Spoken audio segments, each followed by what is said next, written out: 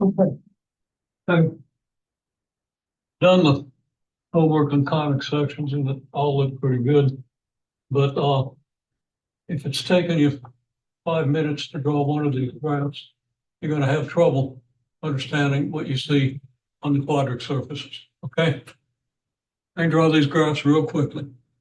First of all, the first equation I can put in the form x squared over 36 plus y squared over 16 equals 1.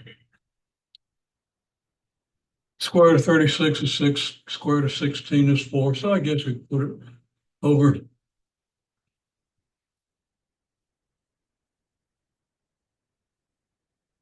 this. So, now wait a minute. Yeah. I sketch a rectangle, centered at the origin. This point is 6, 0. Point is negative 6, 0. This point is negative 4, 0. This point is 4, 0. And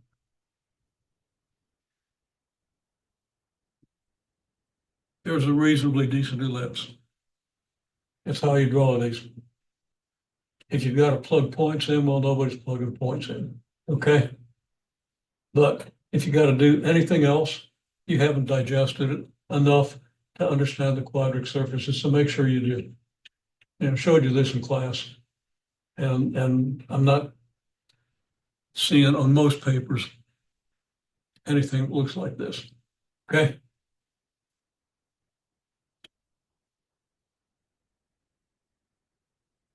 Now, if another alternative, you're going to get a better shaped graph if you draw that rectangle and make things tangent to the vertices, okay? It's just going to be a better picture. You don't absolutely have to do it this way. You can reason it out.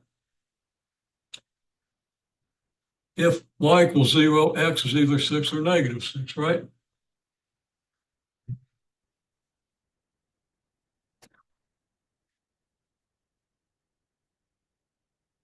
So we have the point 6, 0 and the point negative 6, 0. And then if x equals 0, y equals plus or minus 4. So we have 0, 4, and I labeled these backwards. It should have been 0, 4, and 0, negative 4.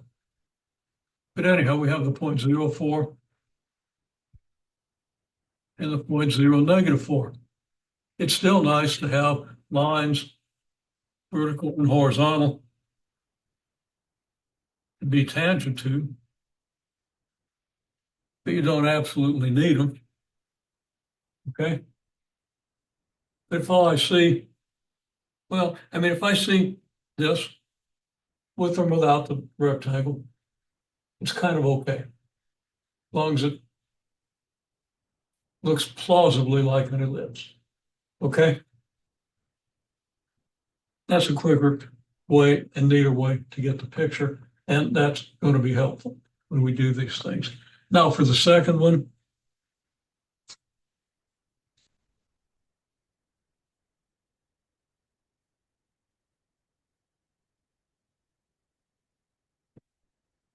y squared minus 16 over x squared minus 4 equals 1. You recognize that as hyperbola. And without going through the details, I'm going to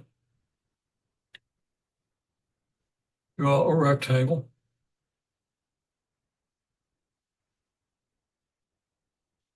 This point is 4, 0. Yep, 0, 4. This point down here is 0, negative 4. And these points are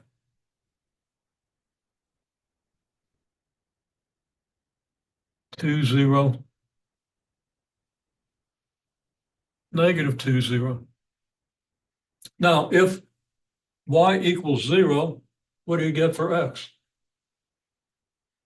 Well, if y equals zero, you should immediately have trained yourself to see if y is zero, you have a negative equal to a positive. Because negative x squared over 4 is negative x squared. Can't be positive, right? So y can't be zero. There's no point for y equals zero. So these points are not on the graph. Now, if x equals zero, then y is plus or minus 4. And that's easy to see. Y squared over 16 equals 1, etc. Okay? So what do? We draw the diagonals as best we can. And I didn't do a very good job, but we draw the diagonals. And here's our hyperbola. And we're showing the asymptote.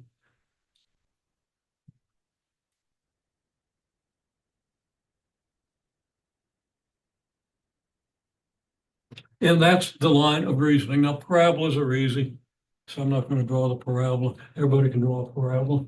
Just draw y equals 4x squared, like this. Okay, parabola. And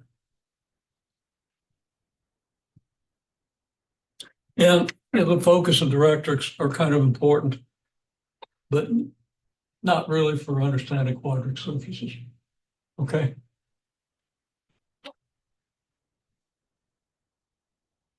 When you have a three-dimensional surface, one of whose cross sections is a parabola, you're not going to draw the focus and directrix.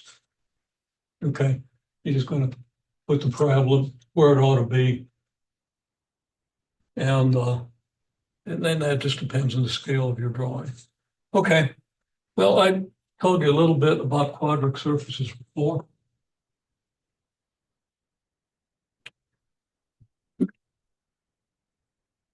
Now, I'm not going to use the same, not necessarily, probably not going to use the same letters your textbook uses, but maybe they're the same. I use capital A x squared plus capital B y squared plus capital C z squared plus. Now, here's where I'm not sure where they go.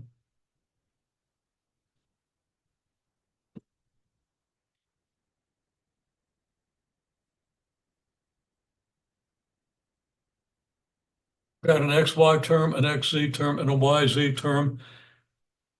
These correspond to rotations in space, and we're not going to deal with that.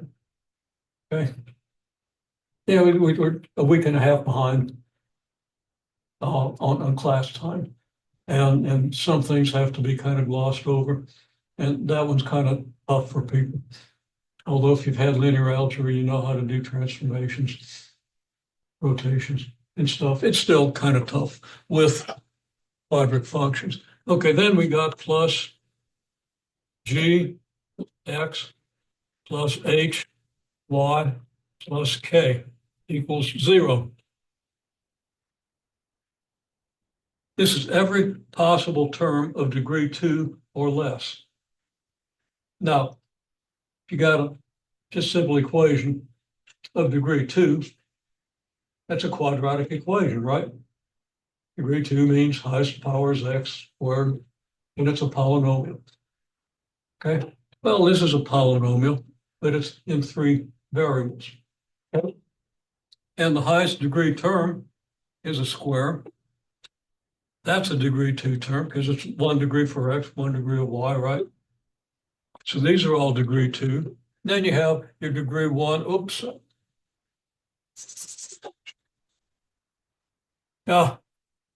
Now what comes after k? H-I-J-K-L. I don't like to use L. I'll use M.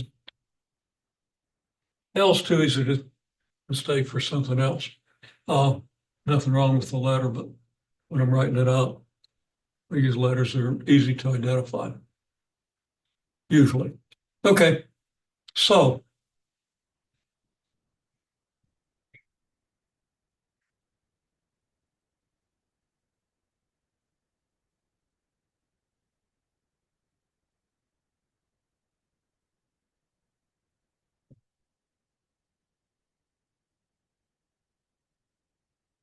if there's no rotation, D equals E equals F equals 0 and be grateful.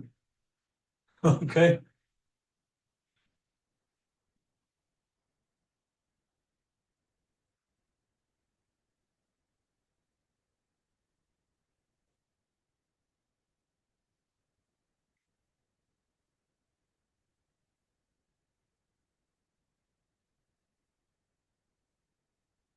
Now, things got a little small there at the end because I ran out of stuff. I just omitted the D, E, and F terms, okay? The X, Y, X, Z, and Y, Z terms, okay?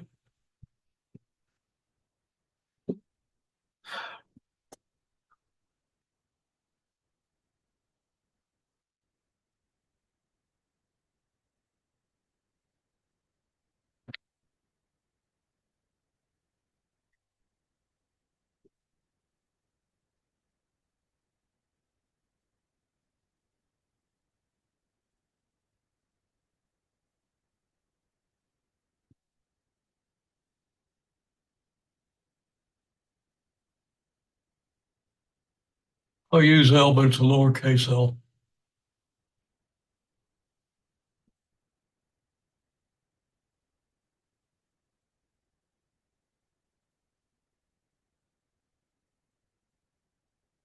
I don't have M anymore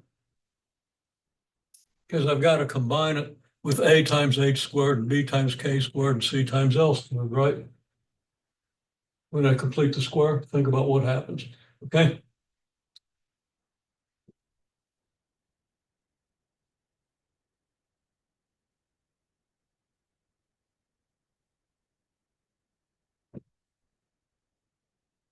That's just a transformation, a simple shifting transformation of what happens if H, K, and L are all zero. Now I'm going to say if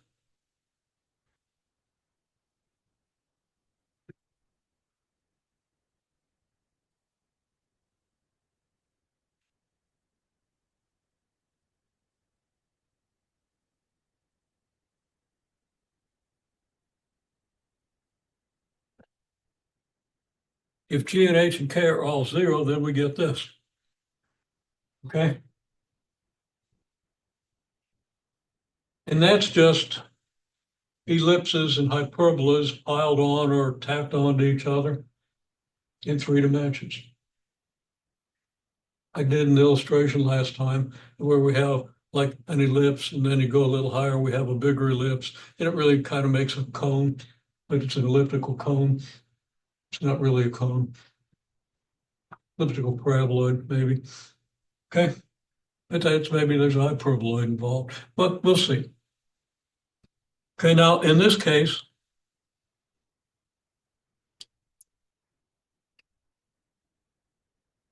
if A, B, and C all happen to be positive, then unless M is negative, you get nothing, right?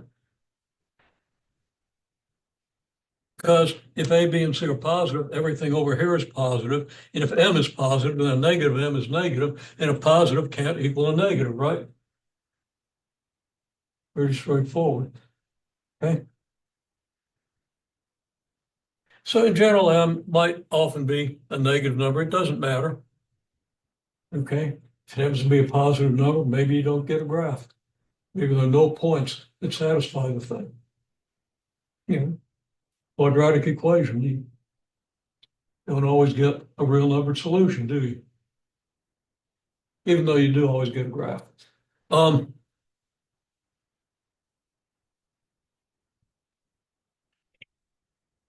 But let's look at some examples of these. Now, there are cases where G, H, or K might not be zero, but the corresponding A and or B and or C would be zero, in which case we get a parabola because we'd have like GX plus BY squared plus CZ squared equals something, right? Well, we're going to see, let's just see examples and then all that should make sense. Okay, so let's say we've got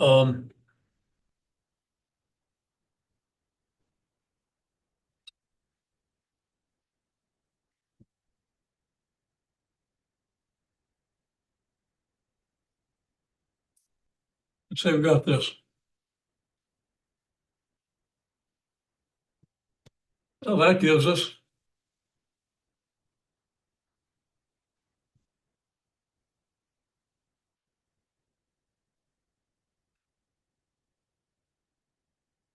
six, yeah. And that is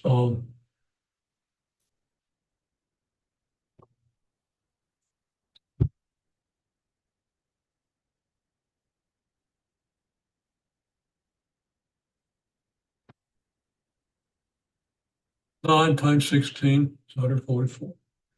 16 times 9 is also 144. And 36 times 4 is 144. So that's right. Okay. Now, this is a particularly simple and easy graph to visualize. It's kind of like a football shape. It's an ellipse in every plane parallel to the coordinate plane, every plane that goes through the origin. Okay? And maybe in every other possible plane. You can prove that or not. Okay? So,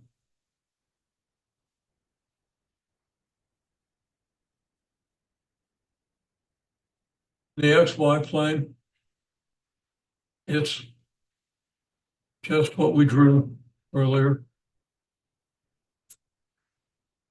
And all I'm going to say is it's 6 units in this direction and 4 units in this direction. And it's an ellipse. That makes sense? Okay. Now let's see, what multiple of 2 could we subtract from 144 and get a perfect?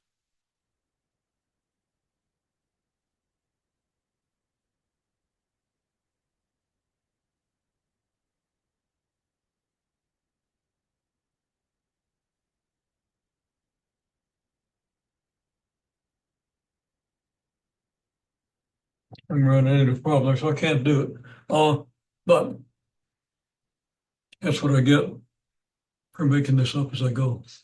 Okay.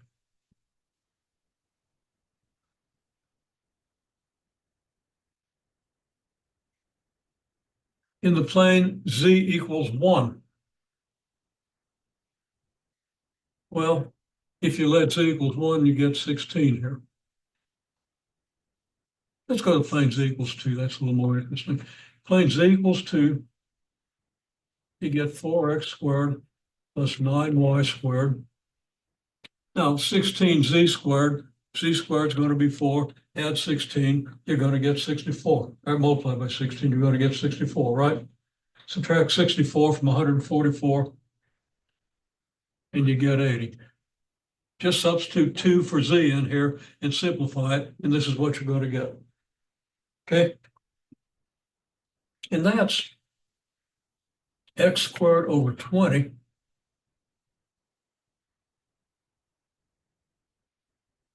plus y squared over 89ths equals 1. So you've got the same picture.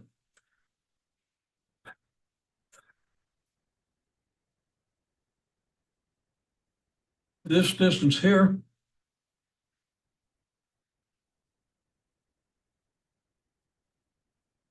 is the square root of 20.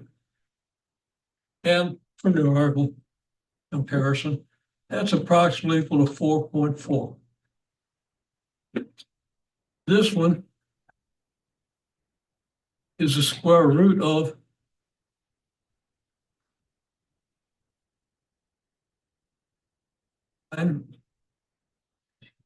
which is approximately equal to 3.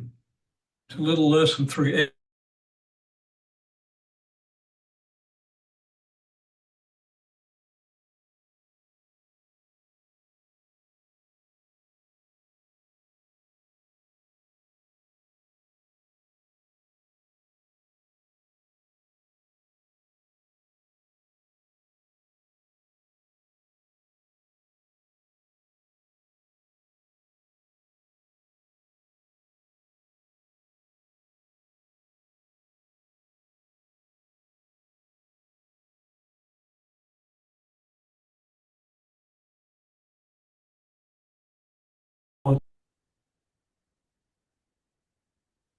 If you go too high, like if you let Z equal 3,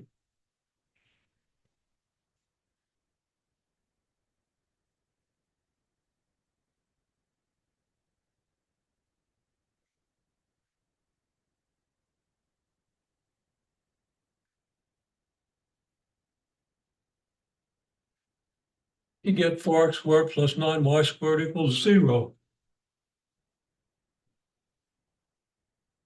It means that x and y are both 0, right?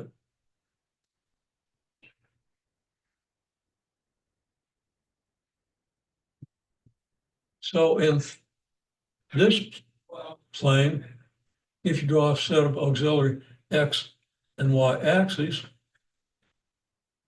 you get just the point at the origin.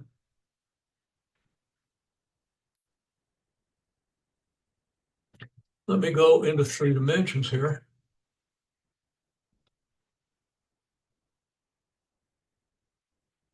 And attempt to sketch a graph, see how it works out.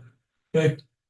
Now I'm just sketching the top half of what's going to be an ellipsoid. First of all, this is in the XY plane, so I can come out if X is here, Y is here, and Z is here. Then I come out 6 units here, and then I got to go back 6 units here, and I got to go 4 units here, and 4 units over here. And I can lightly draw the corresponding rectangle. Now, I don't know how experienced you are at drawing things in 3 dimensions. And if you are asked to sketch these things, I want you to attempt a sketch in 3 dimensions. Okay, so kind of follow the procedures I'm using here unless you got better ones, but don't have software draw it and then copy it. Okay? It's not the way to construct or understand quadratic surfaces. Okay, so there it is. And this, I draw the points where the vertices are going to be, just like here. And then I make sure that the lines are parallel to the coordinate lines. Okay. In other words, this line has to be coordinate to the x-axis. This line has to be, I said coordinate, this line has to be parallel to the x-axis, and so does this line. So they're going to go at the same angle when you're visualizing 3 dimensions. Does that make sense? Now, again, if you haven't ever had to draw anything in 3 dimensions, it's a little bit of a hurdle. So there's one of the principles. I can't go into all the details how to draw in 3 dimensions. You should learn to do some of that in high school. At least draw a 3-dimensional box. Okay. And maybe a pyramid, which means put a point in the center up here and then make your sides go up to this point. And then maybe you shade it a little bit.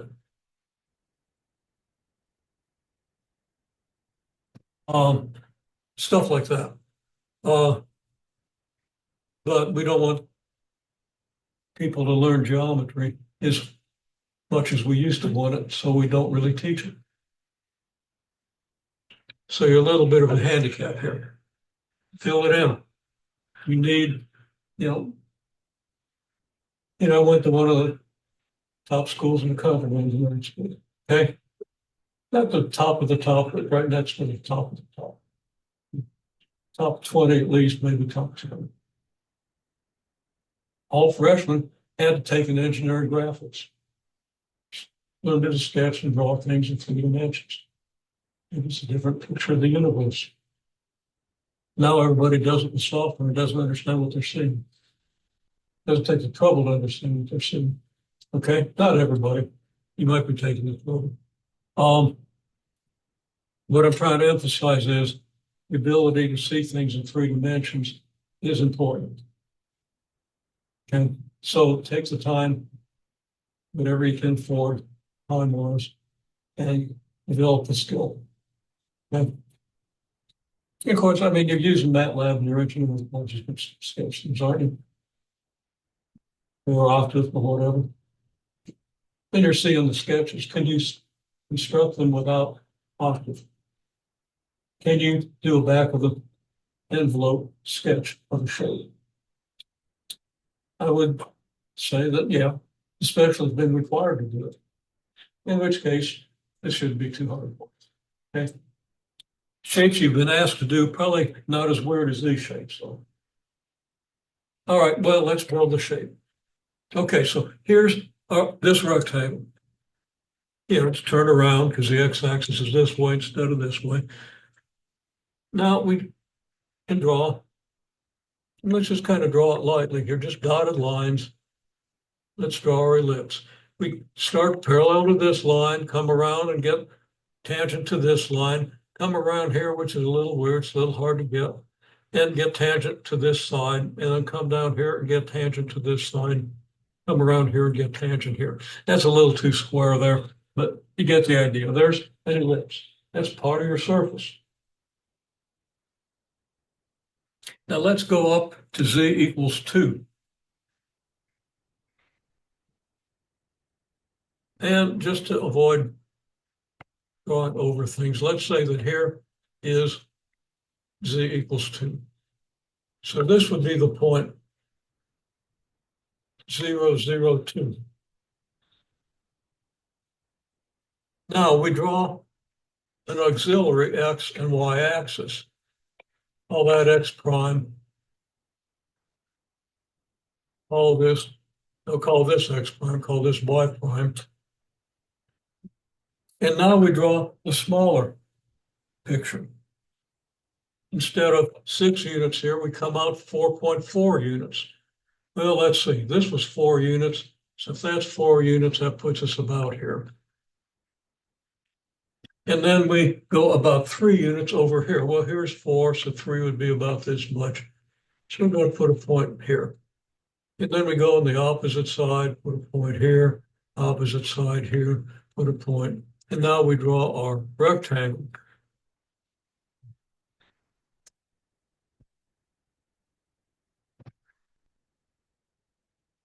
Not very well drawn. It's a little too fat in the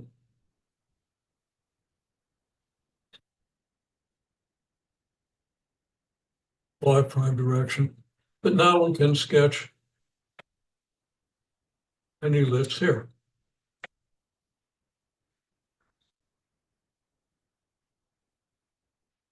So you can kind of see a smaller ellipse here and a bigger ellipse here. Well, now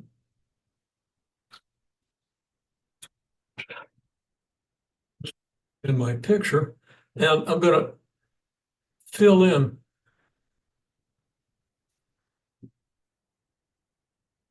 the ellipse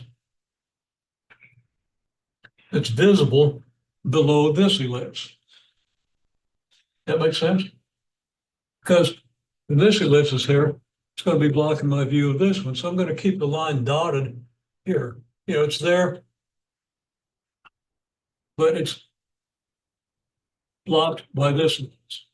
Okay? And then I draw my point 0, 0, 3 that corresponds to this. So I'll even make that yellow. If that's 2, then this is 3. So here's the point.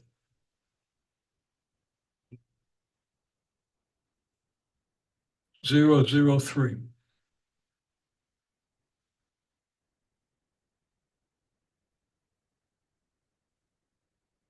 And there are other ellipses up here. So I'm going to hedge a little bit and draw most of this ellipse. And I'm going to say that's maybe blocked by something up there. You get the idea? Now, if I go into the YZ plane, what are the points in the YZ plane? Well, points are here, here. Those are all in the YZ plane. And if I connect those with a curve, I get a quarter of an ellipse.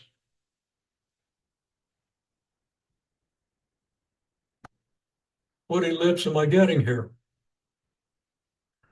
Okay, this is in the YZ plane.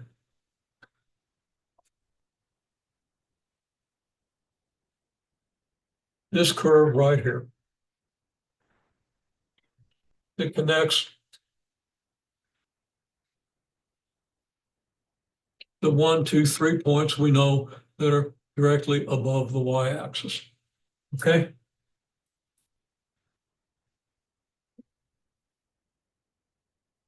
If we go to the YZ plane, what do we get?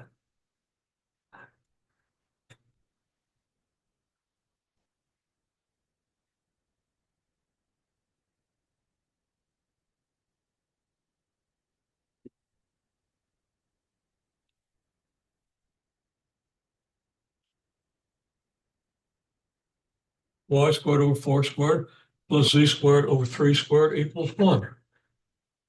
Okay, well, if I draw this with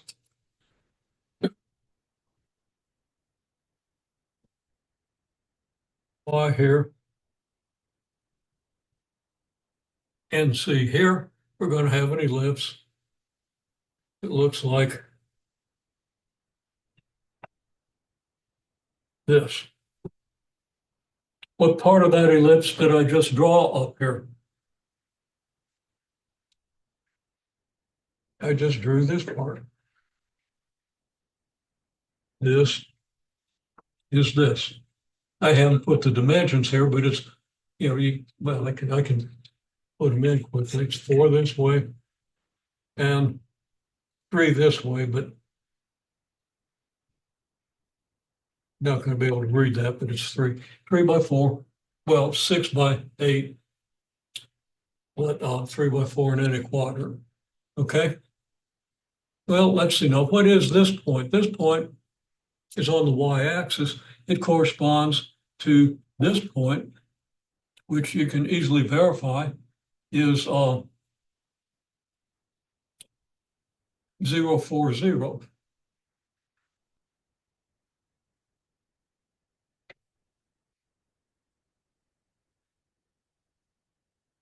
This point here is approximately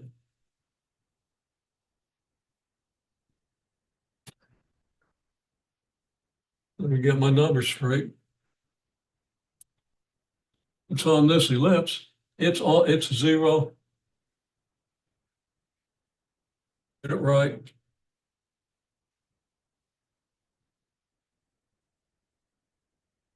It's this ellipse. It's the y. It's the y. It's approximately 0, 3, 2.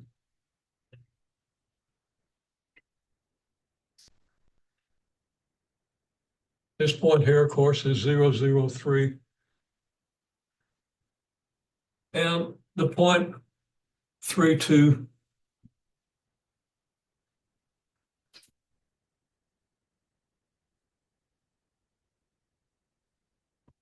wrong. It's not the right coordinate.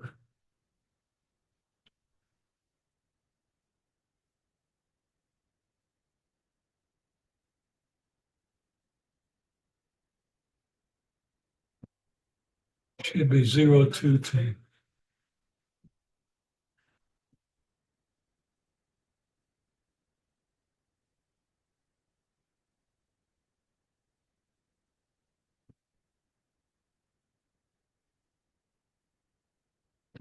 Okay, I'm going to turn around. Anyhow, this point corresponds to this point down here. Point between here and here. We can then see that this curve will continue down through this point here and down to this point here.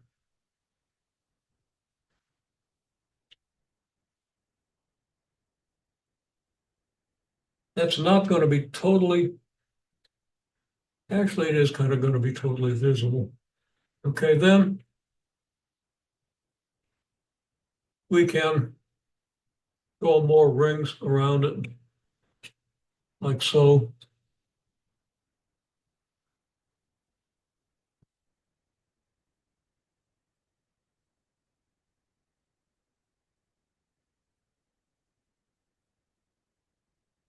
and we start seeing something that's plausibly elliptical.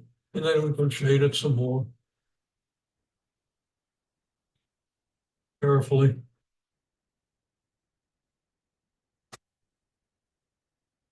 Yeah, kind of a dome. It's almost like a hemisphere, but it's stretched out more this way than it is this way, right? Get the idea?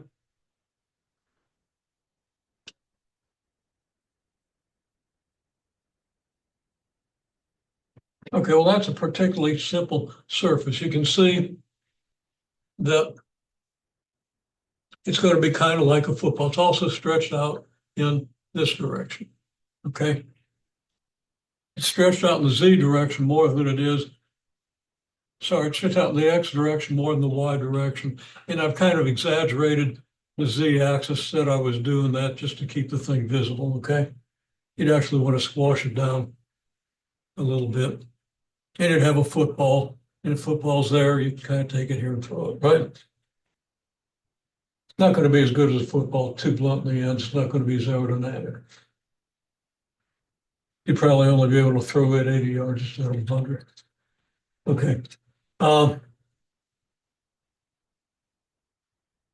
Took them years to develop the shape football that we've been using for the last 50 years. Things have even changed a bit in the last 50 years. Okay, so that's kind of simple. It's ellipse in every direction. No matter how you cut this thing, you get an ellipse. Okay? Let's change something. Let's put a minus sign in there.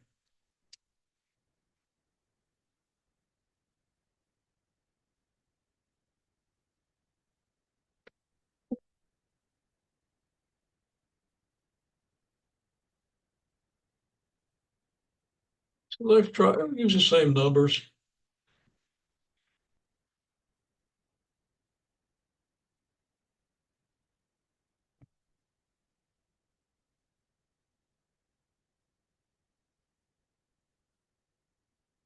In the XZ plane, we get an ellipse. And I haven't drawn the ellipses in the XZ plane, but here's the XZ plane.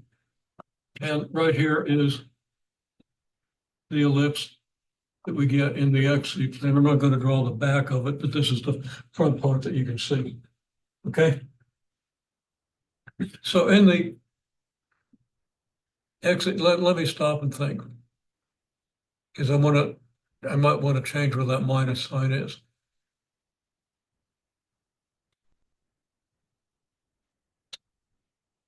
No, I think it's going to be okay that way. I'm just looking at the ease of drawing it. Okay.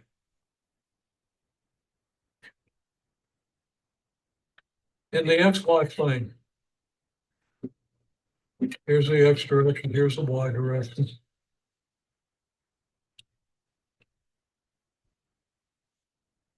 You get, again, the point 60 and negative 60, and they are on the hyperbola. You get the points 0, 4, and 0, negative 4 in order to sketch your rectangle, but those points don't lie on the ellipse because in the XY plane, Z is 0, and you just have 4x squared minus 9 squared equals whatever. Okay? Got to get a hyperbola.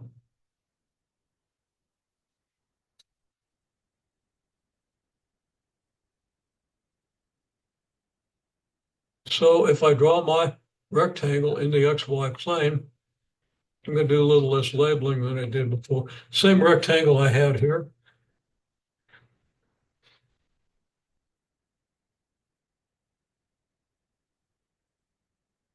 But now from this point and this point, I get a hyperbola.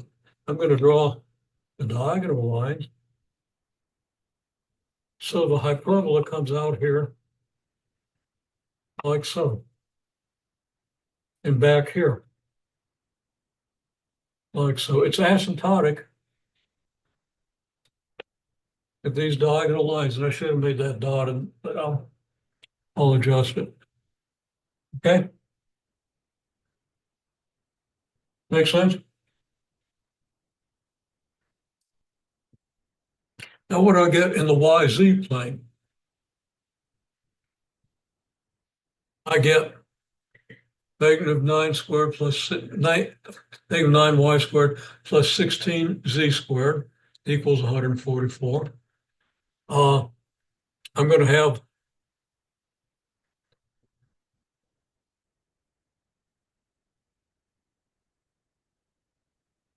draw this plane, the intersection of this plane in a different color. Okay. I'm going to have z equals 3 and z equals negative 3. And to draw my rectangle, I'm going to have y going out to 4 and negative 4. So this rectangle is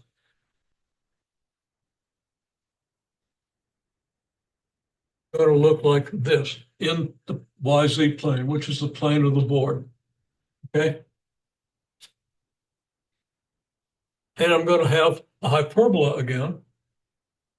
I'm not going to have y equals 0. I'm going to have a hyperbola in the z direction. So now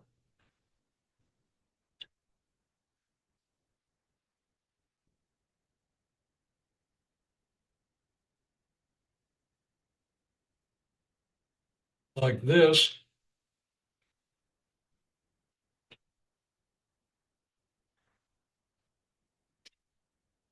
and like this. Now, this hyperbola is coming out at us in the xy plane, the white hyperbola. The orange hyperbola, whatever this is going up and down. And it's getting kind of difficult to figure what this looks like. Okay. We can kind of get a better idea if we go to the xz plane, which is plane here. And in the xz plane, we have ellipses.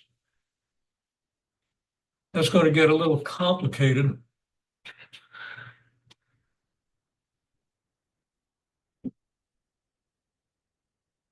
Draw this ellipse. But its dimensions are going to be this much. X is going to go out to 6 or negative 6 by this much.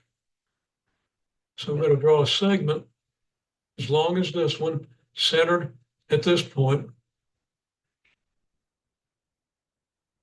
I'm going to get something that looks like this. And then I'm going to do the same thing back here. Segment. And then I'm going to connect these, and this line will go through this point. This line will go through this point. So I've got 3 intersecting rectangles. The green rectangle is in the XZ plane. The orange rectangle is in the XY plane. And the white rectangle that I started with, it's getting a little hard to see. But let's just make sure we can see it.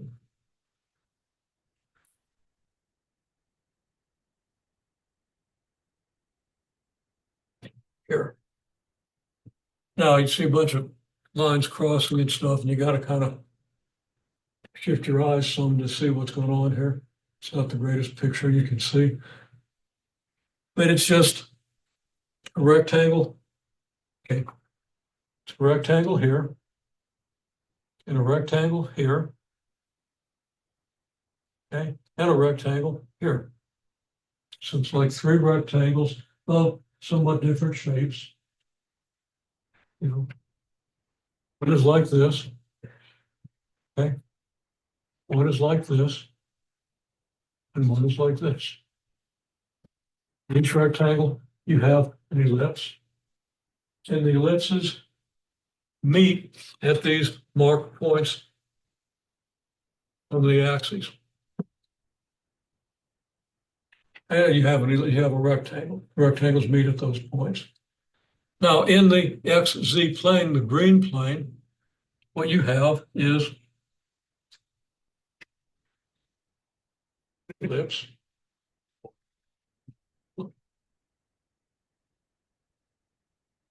And where's it go?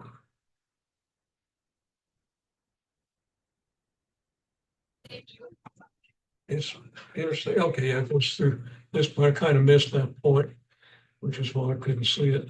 Anyhow, it's like this. And this ellipse joins these hyperbolas, and then you have a set of hyperbolas that join up with, let's say, this ellipse in the XZ direction. They come out this way. It's just like you have a stack of hyperbolas. So I can kind of sketch that.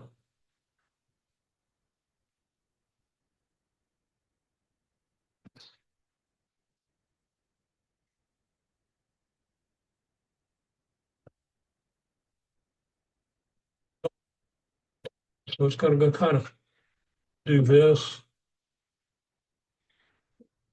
and then like this, and like this. And you can't really see it. So you're going to have to look at the pictures. Okay, the main thing that the problems ask you to do is not necessarily a three-dimensional graph, but confine the graph to one plane. Okay, and I pretty well showed how that goes. See, you confine it to a plane just by letting one of these variables take a value. If you let y equal 2, then you're looking at this thing in the y equals 2 plane. Okay, what's the y equals 2 plane? Well, it's all the points for y equals 2. This is y, so y equals 2 in a plane that's parallel to the xz plane. That makes sense? Now, I was probably blocking the board as I said that. But I'm just saying, if you let y equal 2, then you're going to get 36 here. You add that to 144, you got 180.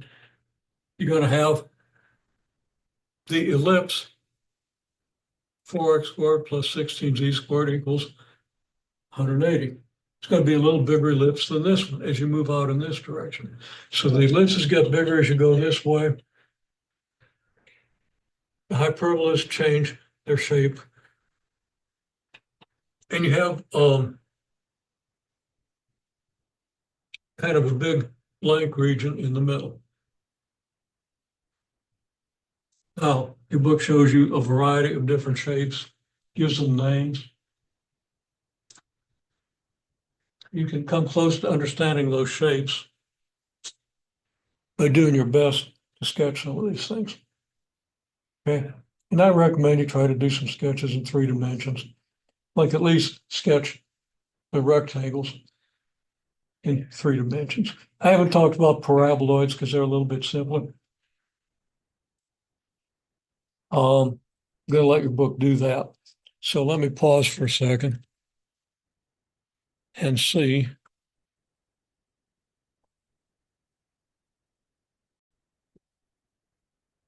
Okay.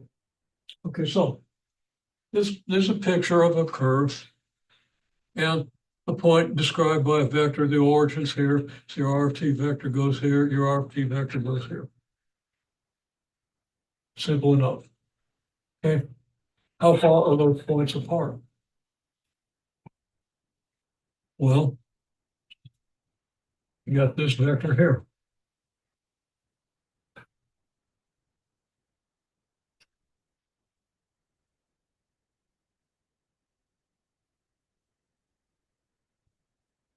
Vector RT plus delta T minus RT.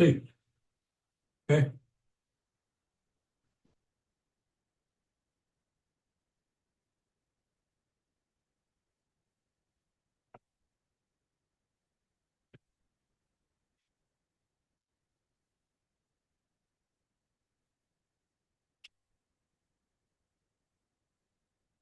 There's the length. Okay. Now,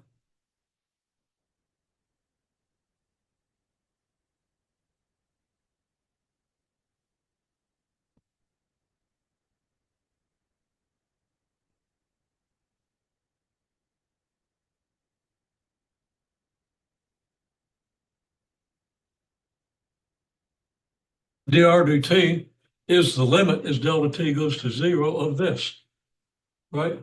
We're implicitly assuming that delta t is small. So the magnitude of this vector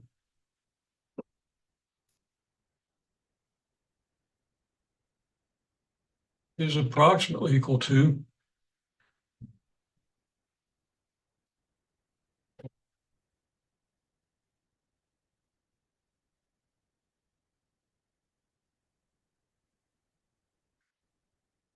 dr dt times delta t, right? So all you have to do to get the arc length from one point to another is add up all your dr dt delta t's. And you have a good approximation. Then you let delta t's all shrink to zero and you have the exact expression. Does that make sense? That's how you do an integral, how you develop an integral. Okay, so if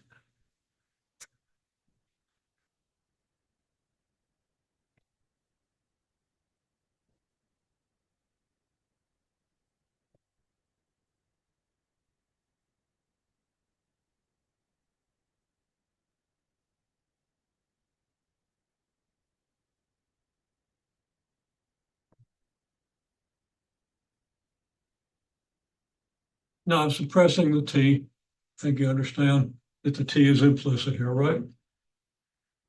And t is a variable that runs from one point of the curve to another.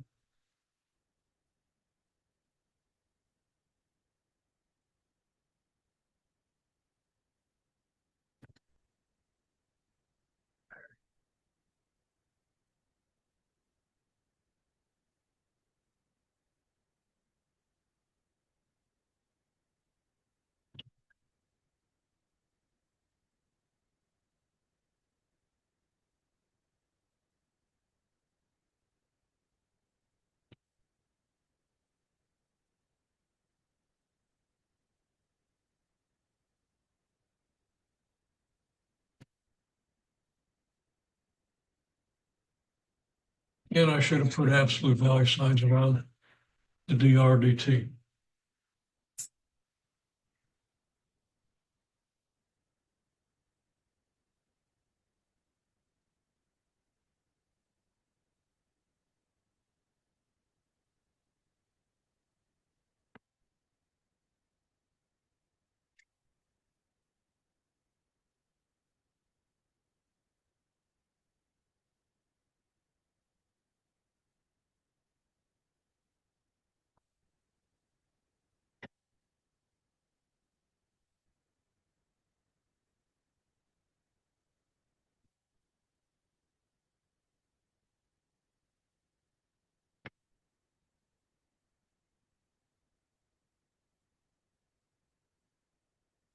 Okay, so your typical dr dt delta t is just what you get from the Pythagorean theorem on the magnitude of dr dt, right?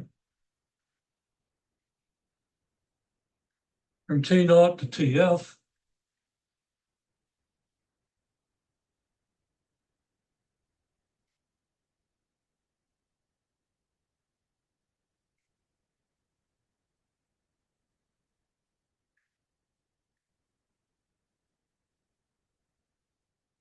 distance along a curve, meaning your arc distance, is approximately equal to the sum of all your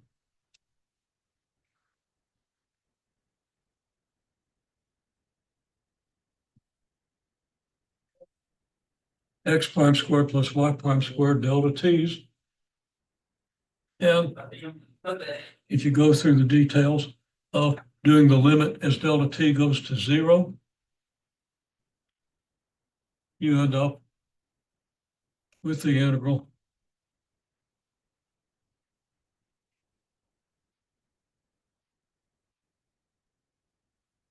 A naught to TF. Probably can't read that, but that's a familiar integral. We've already done that in chapter 1 or chapter 2 in 2 dimensions, right? I didn't say anything about how many dimensions here. This curve might be in 58 dimensional space. The only difference is you're going to need not just X and Y, you're going to need 58 letters. And you're not going to have I and J, okay? Well, you usually use X1 of T, X2 of T, X3 of T, and your unit vectors are like E1, E2, E3, you just subscript them. So you can have 58, E1 through E58, and X1 prime through X58 prime in the square root of all those squares times your delta T, and you can do it, even though you can't visualize what in the world that curve looks like because you can't visualize even 4-dimensional space. Okay.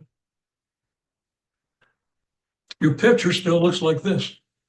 That's a picture you think about, even in 3-dimensional space. Maybe that curve is running in and out. Well, you do X, Y, and Z, right?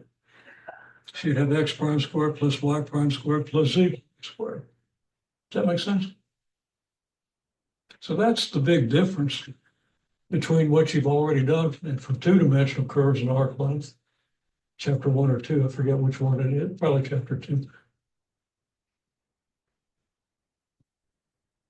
Actually, you did space curves chapter 3. It's in there. You've done it. Okay, we've talked about it in 2 dimensions. Okay. Well, the other thing that comes up in section 3.3 is curvature.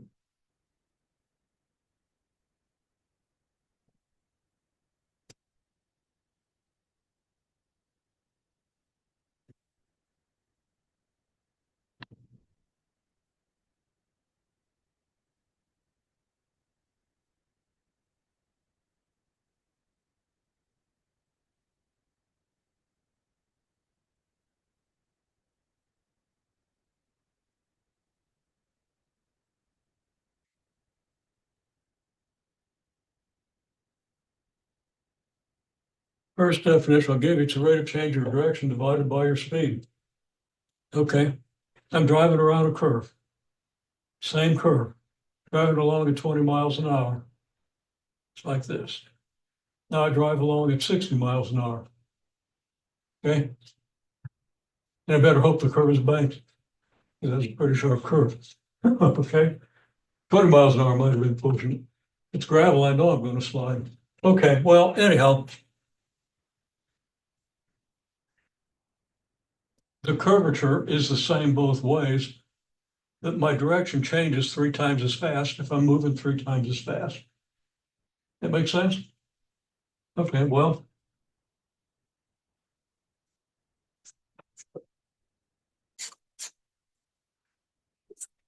this is a rate of change of direction.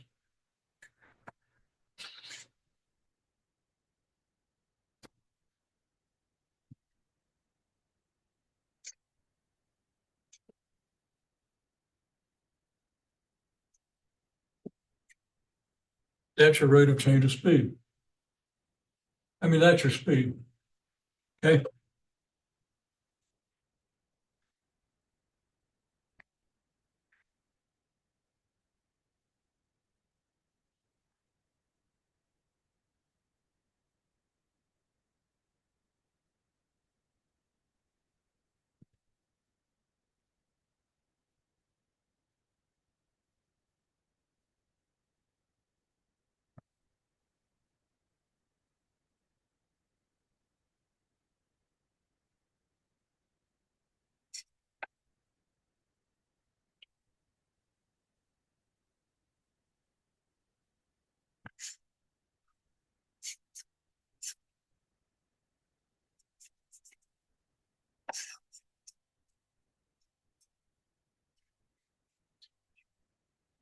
if S is your arc distance function,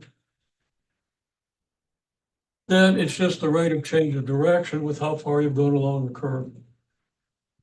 And that's exactly the same as your rate of change of direction divided by your speed. Okay. And you can kind of work out why it is, but it's not difficult to calculate. Okay. It's also, we talked about the oscillating curve last time. Curvature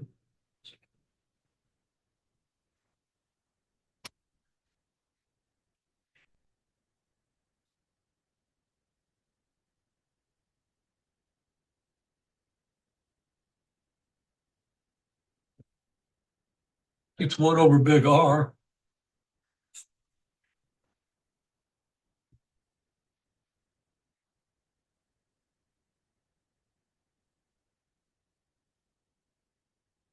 It's running out of room, but where R is the radius of your osculating curve.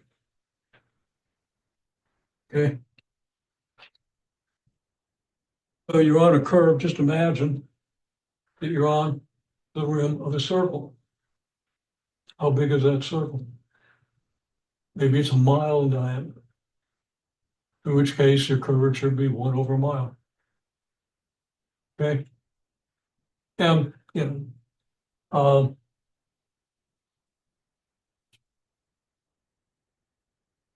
it's the same thing as this or this.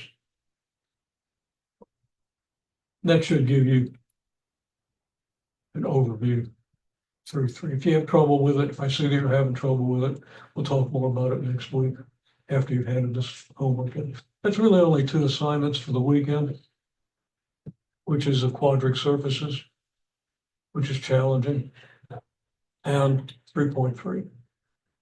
I don't think you're going to find 3.3 too bad, but if you do, spend some more time on it. Fair enough? Okay.